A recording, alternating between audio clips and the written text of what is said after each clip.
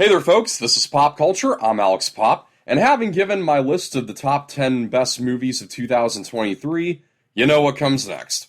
I guess this was a better year than last, because unlike 2022, the movie I was looking forward to most has not landed on my worst list. That movie was, of course, Indiana Jones and the Dial of Destiny, which didn't make my best list either, but it turned out fairly decent. I mean, really, Jeremy Johns? Number one worst? Come on, it wasn't that bad. There were far worse movies that came out in 2023. What's that? Name 10, you say? Ho ho ho ho! I'll name 10 alright. I'll get right to it. These are the top 10 worst movies of 2023. Number 10. There sadly hasn't been a good Marvel movie since No Way Home, and starting off my list is AntMan and the Wasp: Quantumania, featuring MODOK, the poster boy of the MCU's decline, but he's not the only thing to dislike. There's the fact that it feels like there are no laws to the MCU anymore, just anything could happen. We see a walking piece of broccoli in this movie, and the universe assumes that we're conditioned to just not question it at this point. There's the fact that Cassie grew up to be so unlikable, with the unnecessary recasting after Endgame adding insult to injury. Even the action was no fun. The best thing about the other Ant-Man movies was the way the heroes would interact with certain objects when grown big or small. Here, I had no comprehension of what size they were, or if it even mattered. While something like Eternals may have been more painfully long and boring, Quantumania is the point where I really felt the Marvel fatigue coming on. Number 9. The year before, Blacklight took home the gold as the biggest trash heap of all the annual Liam Neeson action flicks, but not too far behind is Retribution. A slow and toothless speed knockoff with next to no thrills, nothing original to add to the hostage genre, and a really abrupt and unsatisfying conclusion. Just how obvious can you get that this is straight off a conveyor belt of Liam Neeson revenge movies? The title is literally just a synonym for revenge.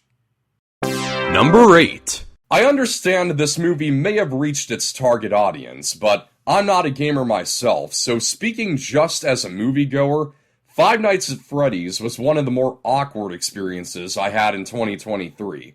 The concept of evil Chuck E. Cheese-like animatronics would be a goldmine for a horror comedy, but the strangely serious tone of this movie in no way supports its visuals. Such goofy-looking animatronics don't at all gel with the really disturbing backstory they're given.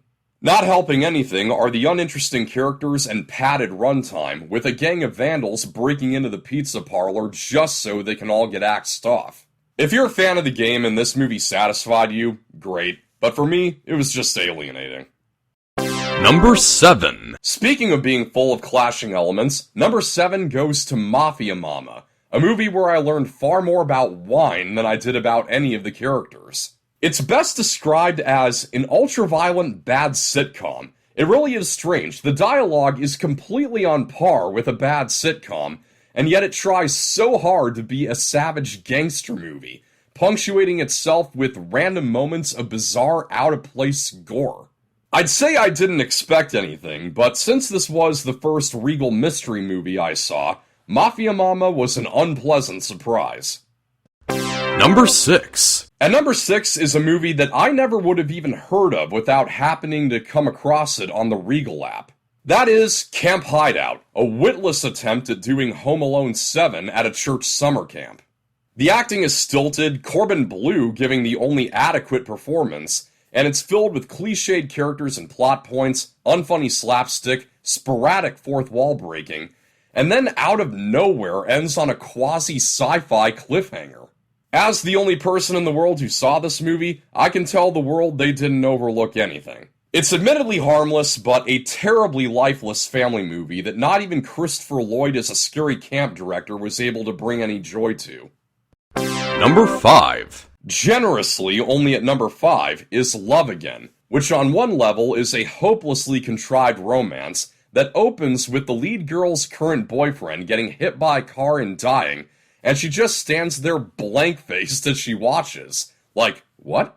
He was just alive and now suddenly he's dead. What is this? So she sends bittersweet texts to his old cell number, unaware that it's now the new work phone for the lead dude in the movie, and he really wants to find out who's sending them, as opposed to writing them off as a scammer like any rational person would do.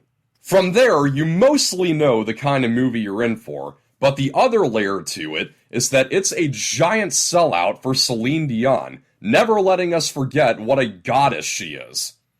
I mean, granted, she kind of is a goddess, but that's beside the point. I was not at all surprised by her producing credit at the end, because she's not just a cameo, but a major supporting character, and an integral part of the script is the lead dude coming to understand the lyrics of Celine Dion's songs. No shame whatsoever. I was going to put this at number 2, but knowing everything that Celine Dion has been through as of late, I felt it in my heart to be nice. But make no mistake, this is a really bad movie. Number 4. How did that Jonas Brothers song from Night at the Museum 2 go?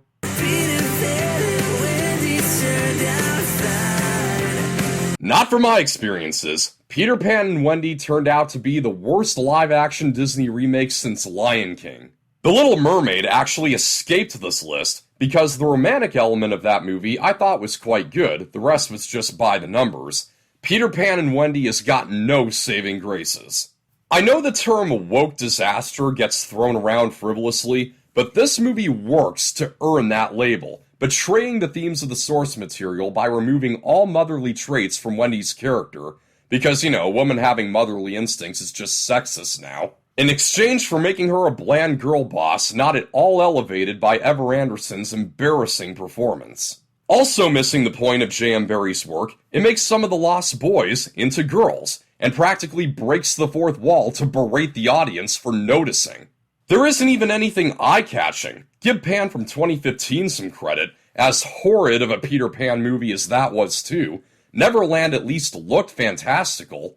In this movie, Neverland just looks like the average Irishman's backyard. It's long past time for the animation classics to be left alone, because one thing I know, this magic belongs to no modern Disney.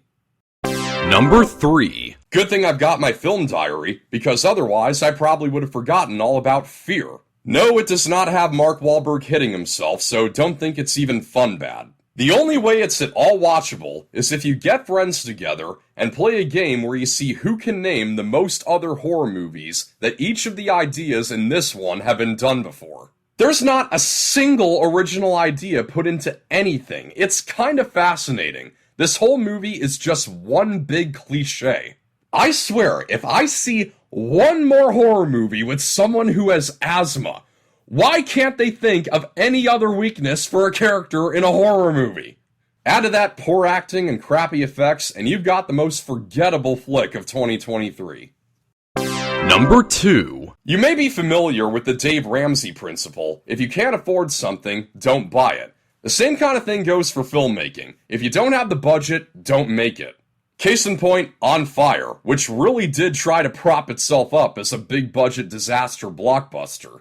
I remember seeing the trailer as it individually showed the names of each of the lead actors in big letters, like their names are supposed to get us hyped, but I was just like, other than Lance Henriksen, I have no idea who any of these people are.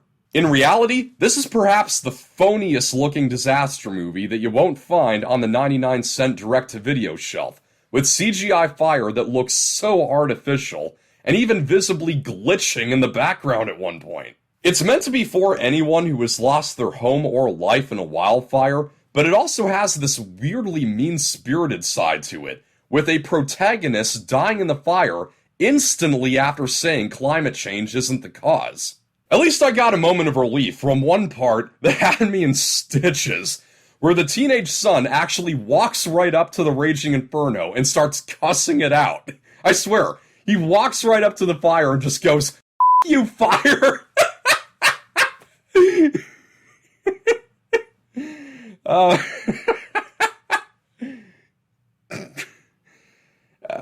This movie sucks. Let's go to number 1. Number 1. Something that has struck me in retrospect as quite profound is this one gag from Speed Racer. Hey, what are you two doing? Nothing. Was that the same nothing that broke my last couch? No, that was a totally different nothing. He has a point. nothing does indeed come in many forms, and I've learned that from the number one worst movie of 2023, After Everything. The Thank All Things Holy final film in the series adaptation of that Harry Styles porn, and the one that found a new way of doing absolutely nothing. While the other movies were just one tedious breakup after another, After Everything is just one elongated breakup, with Harden just moping around Portugal, having flashbacks, and having nightmares about having sex with someone other than Tessa. Moping, clip shows, and bad wet dreams. That's all you get for an hour and a half. I've watched Breaking Dawn, and I've never seen a more pointless and pitiful excuse for splitting the last book into two parts. And even if you have been invested in these movies, first of all, never come near me, and second of all, the ending isn't earned in the slightest. After the longest breakup yet of this clearly toxic relationship, they get back together again just as easily as every single time before. The ending of Jurassic World Dominion was more earned than this. I couldn't tell you with confidence if this is the worst of the 5 movies, but it sure feels like it, man. Either way, every single one of them, it's just nothing. One great big stinking hunk of nothing! I can't believe I sat through 5 of these things, man. A blithering waste of 8 hours of my life that I am never getting back. I'm sorry. There's gotta be some penalizing for this. You don't just get to puke up 8 hours of something so obviously bad, pass it off as entertainment, and get off scot-free.